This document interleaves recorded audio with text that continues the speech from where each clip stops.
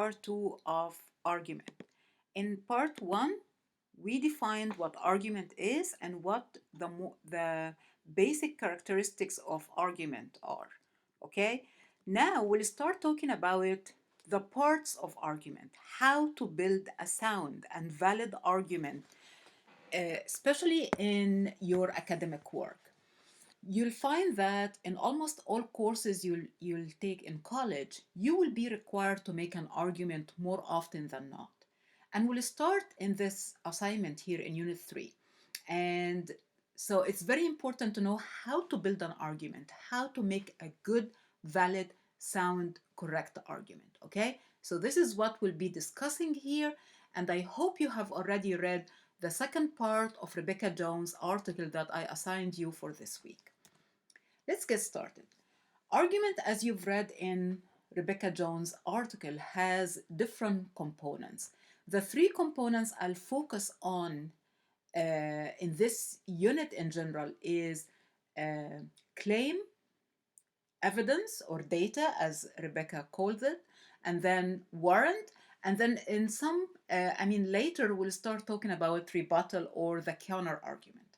So in this presentation, I'll talk more about claim and evidence because these are very important, and these are, for me, the two important elements of an argument. Without them, we don't have argument to start with.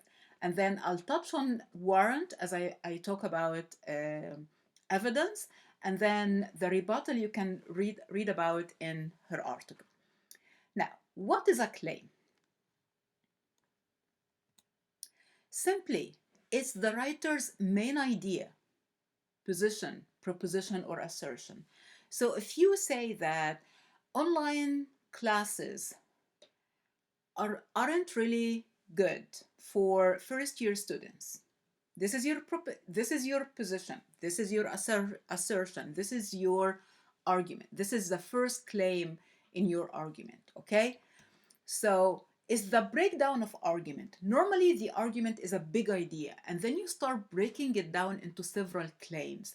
Like if your big idea is that online classes or first-year students shouldn't take online classes, and then you start breaking this down into maybe like 3 or 4 reasons. So each of these reasons is going to be your claim, okay? Each reason is going to be one claim or the breakdown of the argument. If you are making a proposal, for example, to start a new club on campus, so dual enrollment students should have a club at AUM. This is your proposition. This is your argument. Now, each claim under this argument should be part of the argument. For example, why you think that, or how this is going to happen, or what's the value of having such club at AUM. It should be arguable, again, because the argument itself, as we talked in the first video, the argument itself should be debatable. People should be able to disagree with that, should have different opinion about it, should have different positions from it. The same for each claim you have. If people cannot disagree with it, if people can't have a different opinion about it, it's not a claim, it's because it's not arguable. And it should be informed. Informed means, remember what we said in the first video about rational inquiry? So your claim should be informed by reading.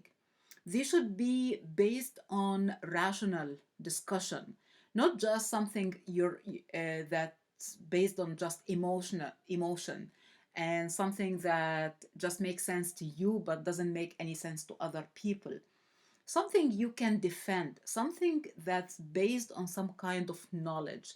That's why we say it's informed. And then it should be a statement or a complete sentence. And normally, when we, as we'll start discussing in coming weeks about the organization of your argumentative essay, each claim should be the topic sentence of a paragraph, and in which you'll start supporting that claim, as we'll talk now. And then it takes time and effort, because if it's not, in order for it to be informed, you need to do some research, you need to do some reading, you need to think about it more deeply. So it's rational and it's informed. So if it's just something that comes to your mind on a whim and you haven't really um, vetted that idea carefully, it's not an informed claim, and then somebody can just um show the problems in that claim very easily, and then your argument doesn't stand anymore. What is not a claim? The same thing we said about argument. Statement of fact. If you're saying facts, this is not a claim. You cannot claim that summer in the south is hot. This is fact. This is not a claim. This is a fact. So you cannot use a fact as your claim. You cannot talk about statement of faith or belief, because these are personal. Some people cannot argue with that. Some people cannot disagree with your faith because it's your faith. This is yours. This is something personal. This is something spiritual that others cannot really disqualify or disagree with. Statement of simple opinion. Simple opinion means that you're saying your opinion, like, for example, uh, I like mashed potatoes, but I don't like gravy. That's your opinion. That's a simple opinion. That's a matter of taste. That's a matter of preference. Nobody can argue with that. It's like, it's okay. It's your taste. Why should I care about that? Okay, so these things cannot be a claim. And yes, the personal taste. So anything that's a personal opinion or a personal taste or a simple opinion about things that's not really informed or based on some kind of readings or research is not really a claim. Now, the second part of argument is evidence, or what Rebecca Jones calls data. Evidence is anything you use to support your claim. So if you're saying that first year students shouldn't take online classes, what's your evidence? What kind of support can you give that?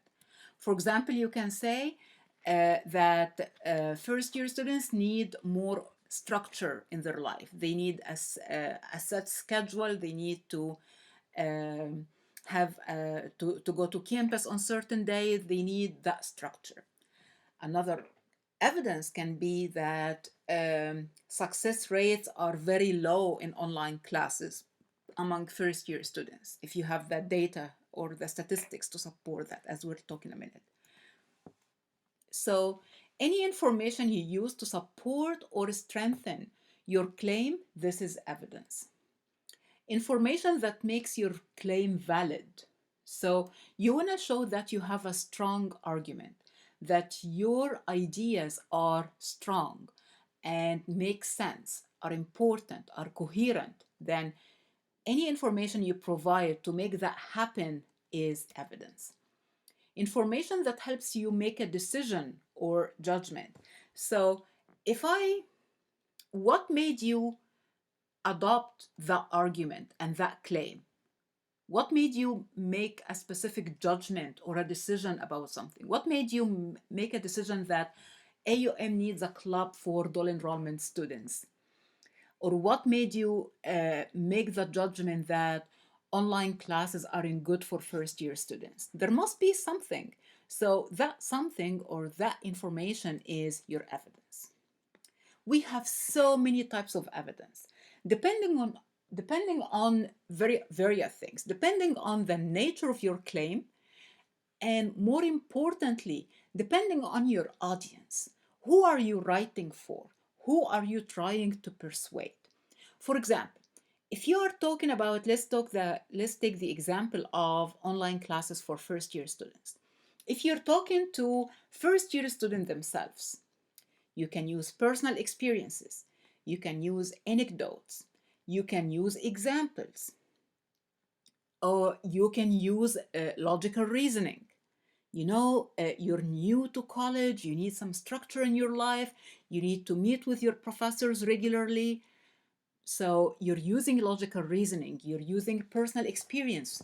I struggled with that because I didn't get myself to check my email every day or follow what my professor was asking me to do.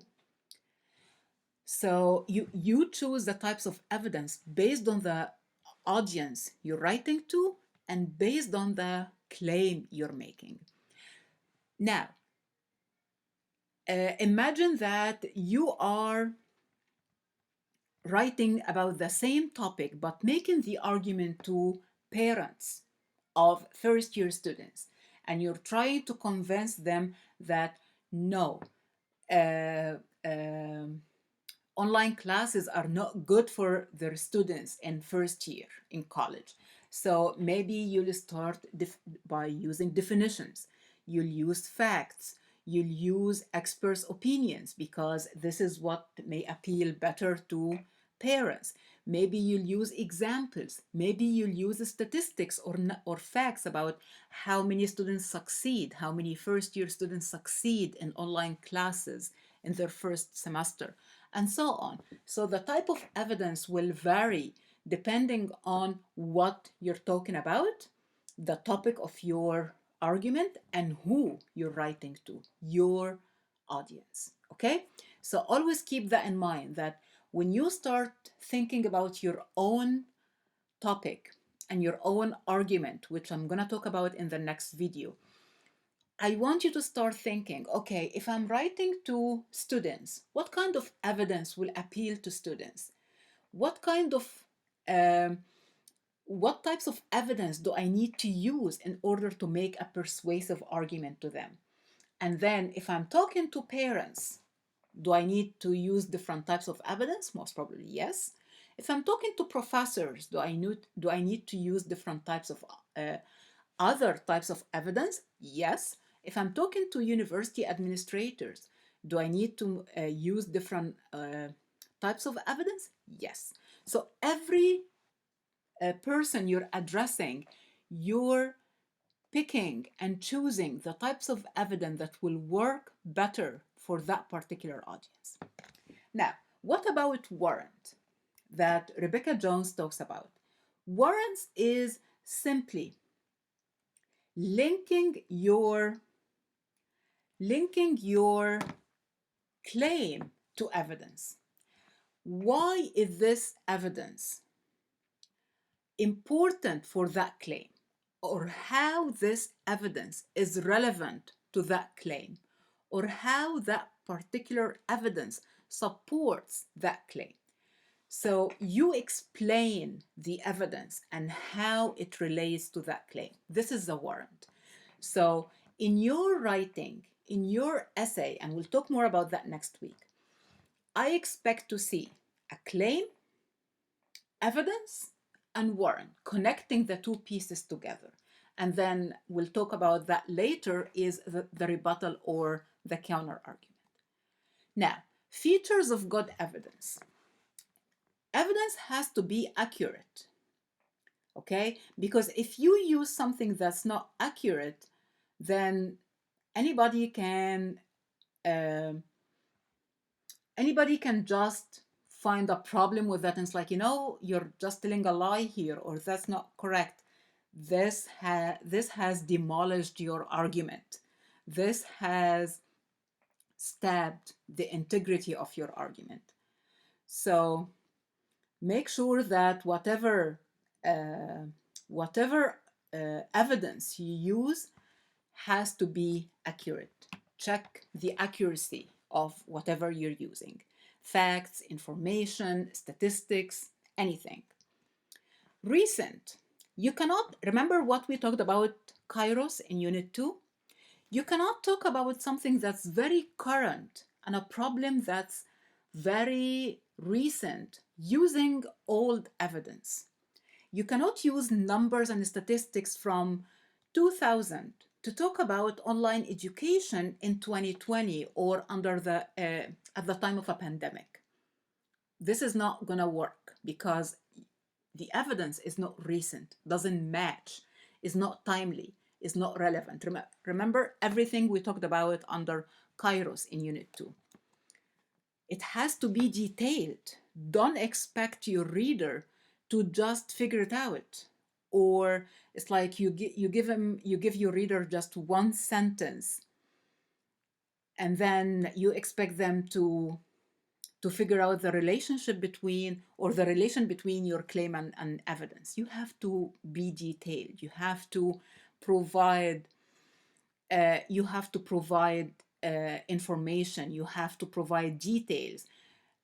Something I kept telling you, or many of you, about in Unit 2 feedback is that get it out of your head on paper. Your readers aren't mind readers. So it's your job to provide details for the reader to make sense of your writing. And then relevant to the claim. Remember what I said in the first video about it has to be relevant. It has to be coherent. You cannot make a claim about something and then use something totally different to support that. Let me give you an example. You cannot talk about online education for first-year students and then talk about, for example, let me think that okay, because we didn't have online classes in high school. This is not really relevant because there is a lot of in college that you didn't do in high school. So this is not quite relevant as evidence, okay? And ethical. Don't ever make up evidence. Don't ever fake an evidence. Be ethical, because this is your ethos. Back to what we said in Unit 2 about ethos, pathos, logos, and kairos. Don't say anything that's don't just take words out of someone's mouth or out of context to support your opinion or your position or your claim while it's not really correct. Okay, now it's time to put everything together. You're gonna watch a short video here about why you should care about TikTok. Remember, I don't know if you're aware of what has been going on recently, but there has been some kind of war against TikTok. So here some people are talking about why you should care about that. So you'll watch the video, hopefully again, after you've read the second part of Rebecca Jones' article and you've watched my video here, and then you'll watch that video and then find one claim. I'm not asking for all types of claims. Find one claim and the evidence used to support that claim. And then this is going to be the second part of your discussion 10 post. Okay? I hope this has explained what argument is. I hope now you understand what argument is, what claim, evidence, and warrant is. And now you're ready to start thinking about your own topic for Unit 3, college-related argument, which I'm going to introduce in another video. See you there.